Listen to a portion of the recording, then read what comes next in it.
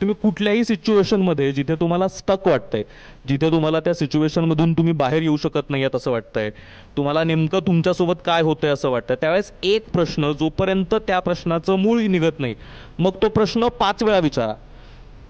फक्त एक प्रश्न, तो म्हणजे का. तर हा का खूप महत्त्वाचा आहे काम करताना. आणि हाच प्रश्न मग आम्ही कायम पॉडकास्ट करताना पण आम्हाला असं वाटायचं की का काही गोष्टींबद्दल बोलायचं नाही आहे, का काही गोष्टींबद्दल फक्त एका सोशिओ इकॉनॉमिक स्ट्रॅटामधनं येणाऱ्या लोकांनी बोलायचं आहे, आणि मग त्यासाठी काही बॅकग्राऊंड असायला हवं आहे. म्हणून मग आम्ही अमुक तमुकची सुरुवात केली.